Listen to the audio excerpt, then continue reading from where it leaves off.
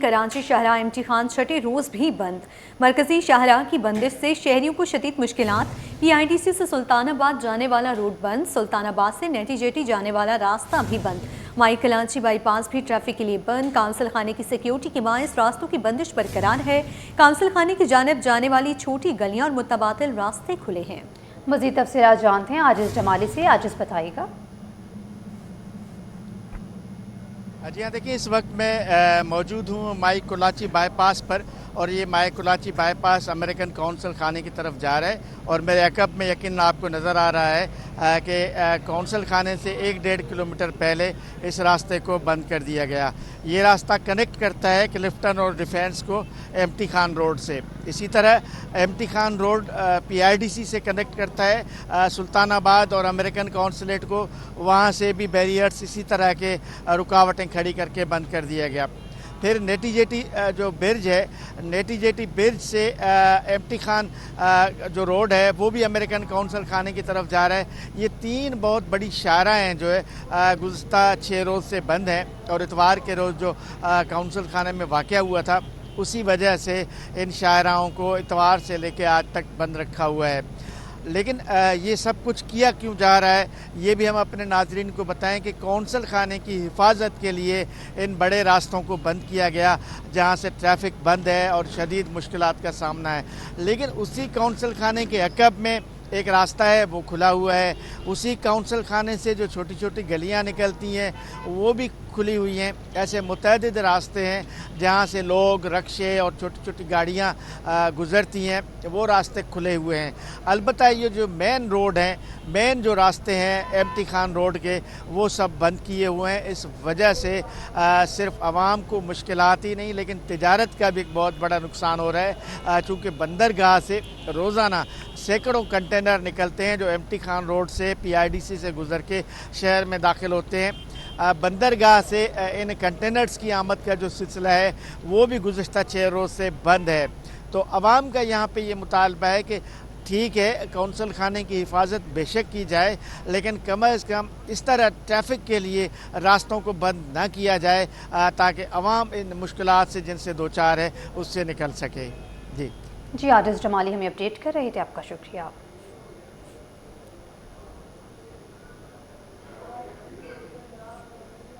Over flights में 15% इजाफे की खबरें बेबुनियाद करार। मशरिक़ वस्ता कशीदगी के बाद फ़िज़ाई ट्रैफिक में आर्जी इजाफा। एयर ट्रैफिक कंट्रोलर्स ने इजाफी परवाज़ों को मौसर अंदाज में संभाला। पाकिस्तानी फ़िज़ाई हदूद में पहले भी रोज़ाना तकरीबन 650 ओवर फ्लाइट्स थीं। मज़ीद तफसीलात जानते हैं खुर्शीद रहमानी से। जी खुर्शीद, आगाह कीजिएगा।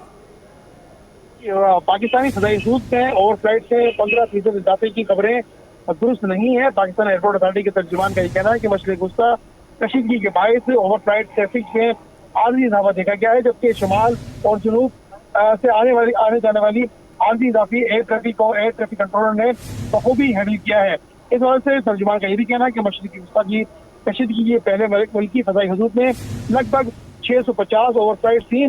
पाकिस्तानी फ़िज़ाई हदूद में परवाज़ों की आमदरफ्त मामूल के उतार चढ़ाव के साथ जारी है। इसके अलावा ओवर फ्लाइट रेवेन्यू के अनुसार सिर्फ परवाज़ों की तादाद पर नहीं बल्कि फासले, नेविगेशन चार्जेस समेत कई अवामिल पर होता है।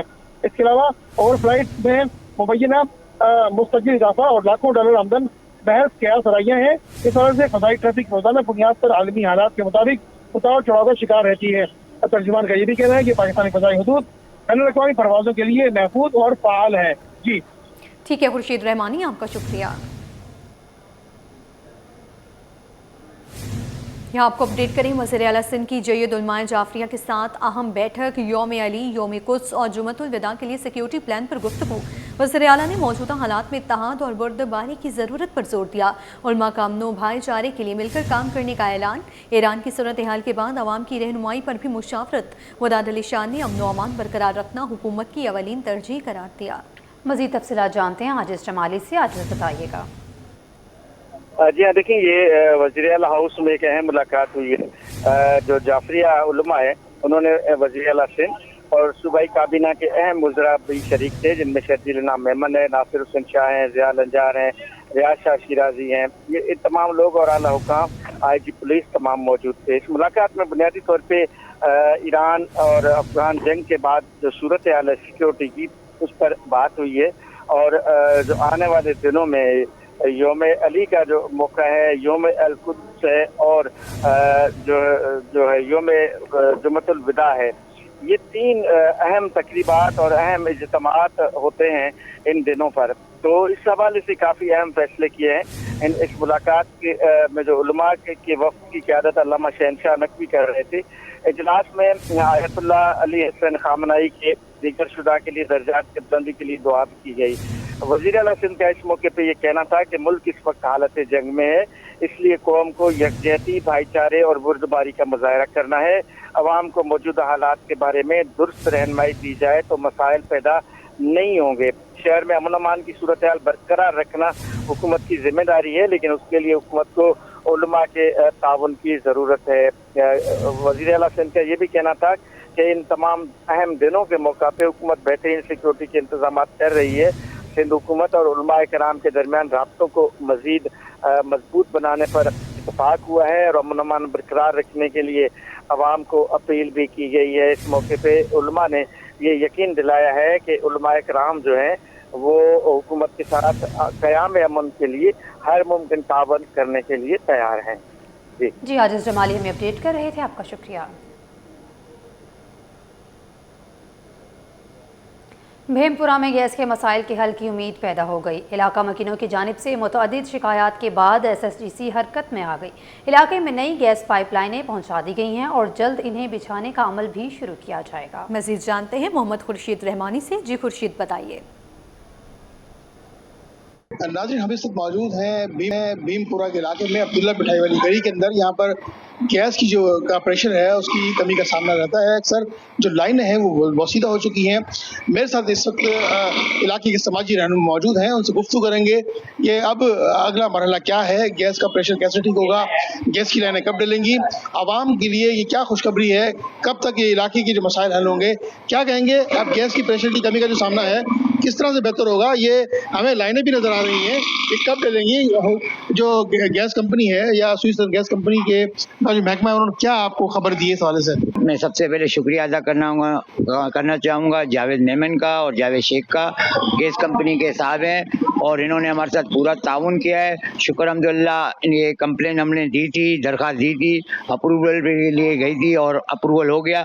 अब्दुल्ला मिठाई वाली गली में इंशाअल्लाह कल से काम शुरू होगा और इसी हिसाब से बकाया काम जो रह गया है रहमत मस्जिद वाली गली, वो इंशाअल्लाह रमज़ान मुबारक के बाद वो भी काम शुरू होगा।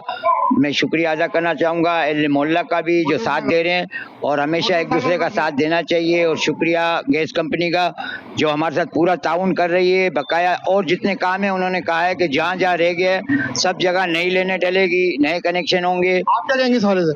सर, इस बंदे ने बहुत मेहनत करी, हर जगह में गैस की कमी थी, ये पूरी हो रही है इंशाल्लाह। अभी आ रही, पुरानी लाइनों में वैसे कम आ रही थी, पानी निकालते तो फिर आती है। ये गैस प्रेशर की जो कमी है उसकी जो कोई शिकायत रहेगी और गैस की नई लाइन डलने से इलाका मकीनों को मुश्किलात का सामना नहीं करना पड़ेगा। जी नासरन, लांढी नंबर 5 में पानी की शदीद किल्लत ने शहरियों को परेशान कर दिया। इलाका मकीनों का कहना है कि कई दिन तक पानी नहीं आता।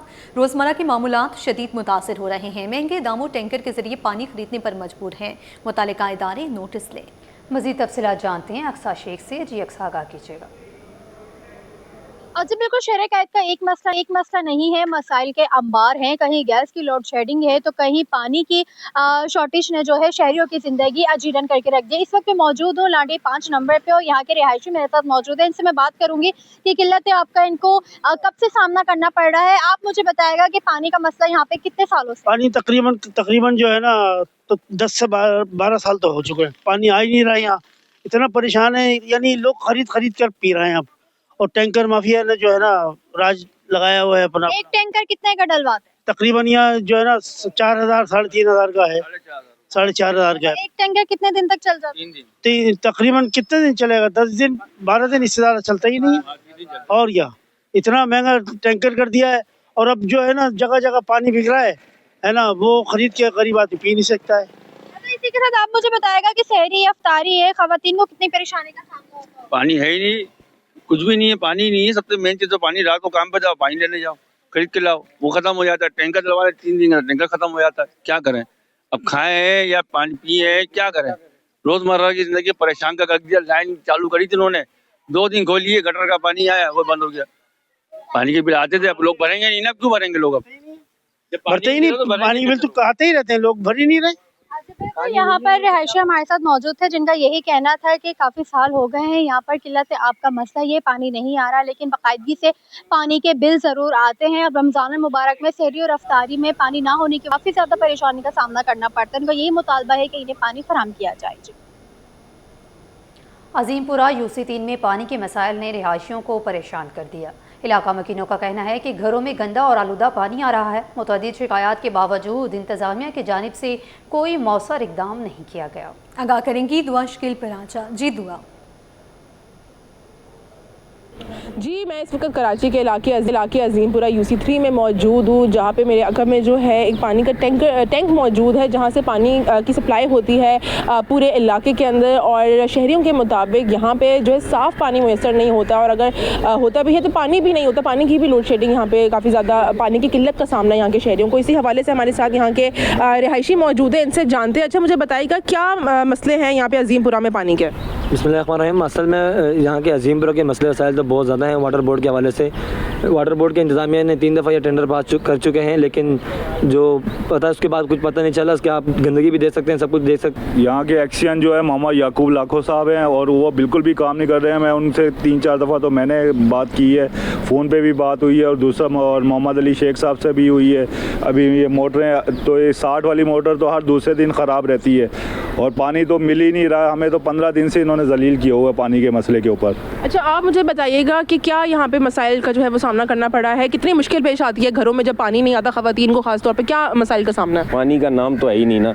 आप रात को पूरी रात जागें, सुबह ऑफिस भी जाना है, आपने मोटर ऑन करनी है, उसमें गटर का पानी आता है। आप मुझे ये बताएं कि जिस पीने के पानी के लिए अगर लाइन में पहले 15 मिनट गटर का पानी आ रहा है, तो उसमें से बीमारियाँ कौन सी सेंस से ख़त्म हो जाती हैं? अभी तक कोई इंतज़ामिया ने कोई एक्शन नहीं लिया कि हमारा ये पानी का। जी बिल्कुल, इस वक्त हमारे साथ जो थे शहरी मौजूद थे, इनकी गुफ्तगू आपने सुनी। इनका ये भी कहना था कि इंतजामिया को मुतादिद बार शिकायत दर्ज करवाने के बावजूद यहाँ पे कोई भी किसी भी किस्म का एक्शन नहीं लिया गया। जी।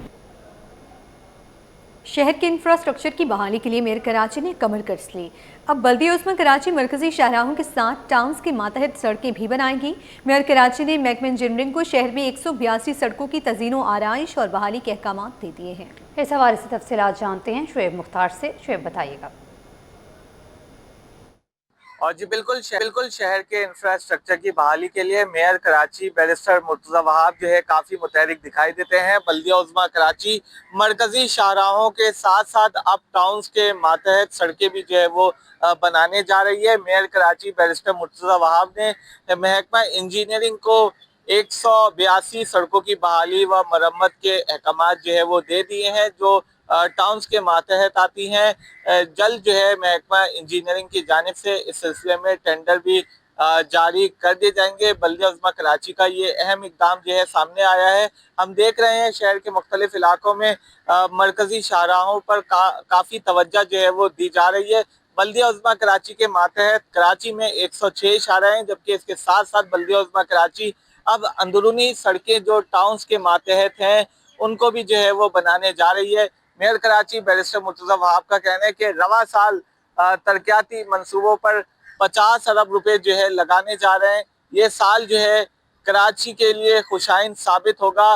बिलावल भुट्टो जरदारी के विजन के मुताबिक कराची के शहरियों को सहूलियात फराहम करने के लिए हर मुमकिन इकदाम उठाएंगे और कराची की बेहतरी के लिए, कराचियों को रिलीफ देने के लिए इस तरह के फैसले जो है वो करते रहेंगे। जी। इंस्टीट्यूट ऑफ स्किन डिजीज़ अस्पताल में मरीजों को बेहतर तिबी सहूलियात फराहम करने के लिए अहम इकदाम किए गए हैं। अस्पताल की लेबॉर्ट्री में मज़ीद टेस्टों की सहूलत बढ़ा दी गई है, जबकि अदवायात भी वाफर मिकदार में फराहम की गई हैं। मज़ीद जानते हैं अपने नुमाइंदे इब्राहिम रंज से। जी इब्राहिम। जी देखें, बिल्कुल इस वक्त हम मौजूद हैं इंस्टीट्यूट ऑफ स्किन डिजीज़ अस्पताल, जिसको चमड़ा अस्पताल कहते हैं। तारीखी अस्पताल है। यहाँ पर आने वाले मरीज़ों को तमाम तर सहूलियत फराहम करने का सिलसिला जारी है। लेबॉर्ट्री भी जदीद बना दी गई है, जबकि इसके अलावा वाफिर मिकदार में अद्वियात फराहम कर दी गई हैं।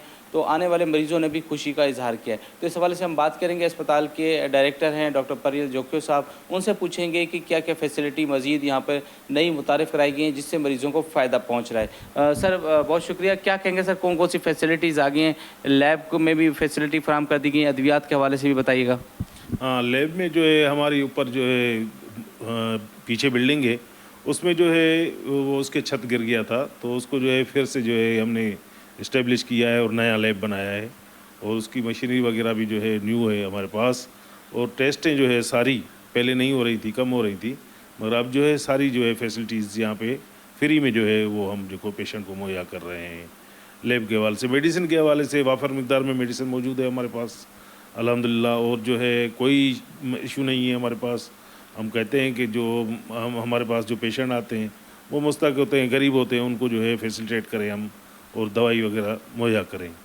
बहुत शुक्रिया डॉक्टर परवेज़ जोखियो साहब ने तफसीली बताया कि यहाँ पे आने वाले मरीजों को तमाम सहूलियत फराहम करने का सिलसिला जारी है। वाफिर मिकदार में अद्वियात भी मौजूद हैं, जबकि इसके अलावा यहाँ पे तमाम टेस्टों की भी सहूलत मुतारिफ़ करा दी गई है, और जो पानी का मसला था वो भी हल कर दिया गया है, जिसकी वजह से यहाँ पे दाखिल मरीज़ और OPD में आने वाले मरीज़ों को बेहतर सहूलतें मिलना शुरू हो चुकी हैं। जी। करंगी क्रॉसिंग पर कायम जुमा बाजार में खरीदारों का रश बढ़ने लगा है। दुकानदारों की जानिब से ईद से कबल खुसूसी सेल भी लगा दी गई है, जहां कपड़ों पर 50% तक रियायत दी जा रही है।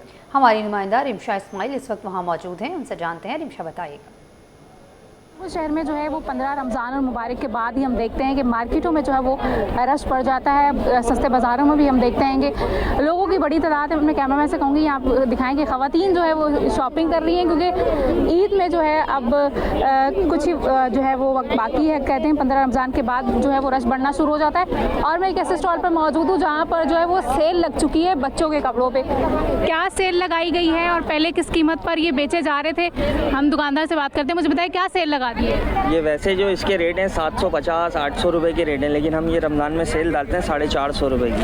450। कब तक है ये सेल? रमज़ान तक, पूरे रमज़ान तक, चांद रात तक की सेल है। अच्छा, बच्चियों के कपड़े हैं, लड़कों के कपड़े हैं? ये लड़कों के हैं, ये लड़कियों के हैं। दोनों पे सेल है? दोनों पे सेल है। और ये ऊपर वाली जो है ये 1000 रुपए की सेल है। इसमें बहुत सारे डिज़ाइन है हमारे पास कॉटन के। वैसे जो है ये 1500 रुपए का बिकता है। कैसा रश देख रहे हैं बाज़ारों में? माशाल्लाह बहुत अच्छा रश है। काम का तो टाइम खैर नमाज के बाद का होता है, नमाज के बाद बहुत ज़्यादा रश होगा। बिल्कुल सेल लग चुकी है और 450 रुपये में वो ड्रेस दे रहे हैं, जो ड्रेस 800 में है। और ये सेल जो है ये चांद रात तक जो है वो लगी रहेगी। जी।